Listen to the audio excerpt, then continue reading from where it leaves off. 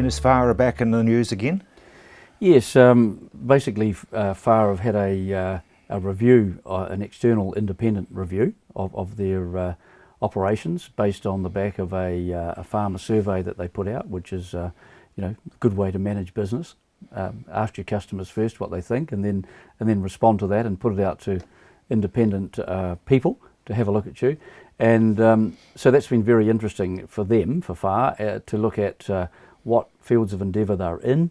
Are they the correct things that they should be doing, and where should they be for the future? So that's been a very interesting exercise, and they were taking it on board. And of course, this is on the back of the increase in the FAR levy, which has occurred, and making sure that farmers are still getting very good value for their money, and that it is focused research in the right area, and that they're within the criteria that they have to operate in. So as all businesses do, they evolve and change, and the market changes, and so this is just a good management tool to review where they're at and where they're going. Which is good that they're doing that, because you should never take yourself for granted. No, not at all, not at all. It's an evolving industry. Yep.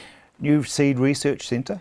Yes, Rob, and one of those initiatives that FAR are looking at is the establishment and helping with New Zealand Plant Breeding Authority and with New Zealand Grain and Seed Trade in vamping up the seed research facility at Lincoln, and giving it an assured funding line.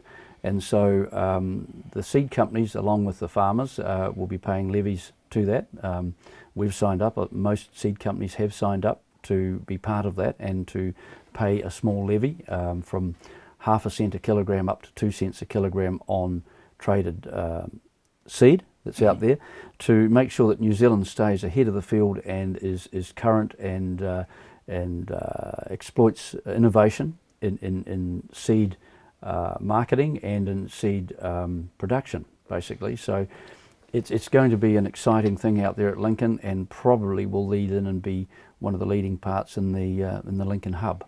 God, it's all good news, isn't it? Oh, it's exciting. Yeah, it is, yeah, indeed. It is. Hygiene of grain.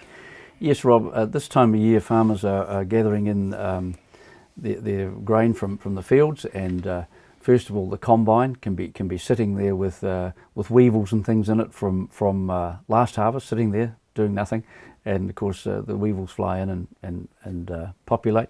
The augers, they can be full of moths and weevils and things like that, and of course you pump some grain through that and through the auger into the silo. Hello, we're introduced last year's weevils to start again.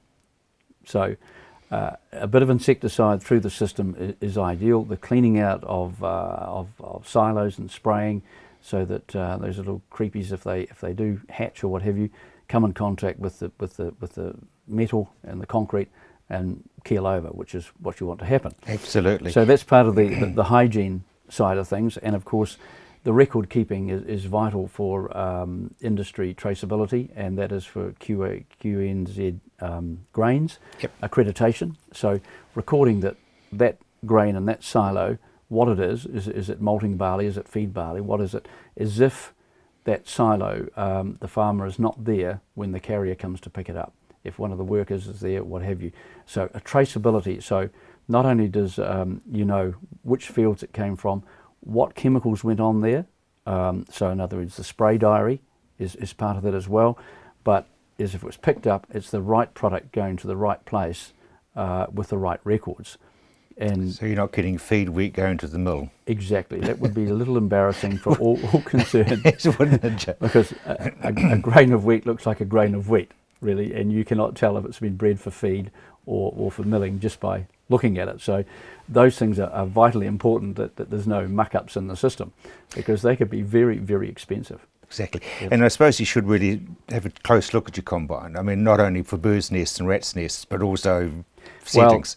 Well, settings, Rob, you know, you work very hard all year with fertiliser and irrigation and seeding and every other management tool you do into these crops, and if you go and then to combine harvest it, and you haven't set the machine properly, you can do physical damage to the seed and it won't germinate.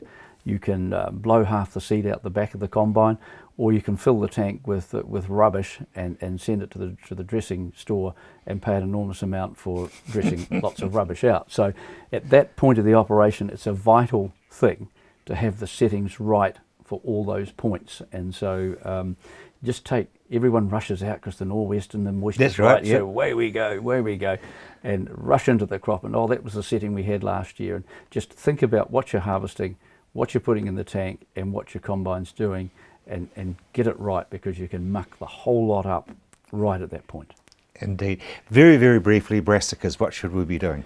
Well, Rob, that's a big question. Farmers go out and look at their brassica crops at this time of year, and they decide, well, will we windrow them? And if we do windrow them, that's brilliant for evening them up. If a nor'west comes along and it's a dry crop, it can blow out of the paddock. The other thing is you protect it a little bit from birds once you windrow it, but if you've got other fields that have got some fat hen or something like that in it, you may choose to spray that off with Reglone first, put some pod stick in so those pods don't fly open when the crop's standing. So it's a big debate. Which way do we go? Where's the best yield going to come from? Am I going to shed seed on the ground if I windrow it and touch it again? All those big debates. So get your trained field rep in to give some advice, because not every field is the same. Dennis, thank you very much indeed.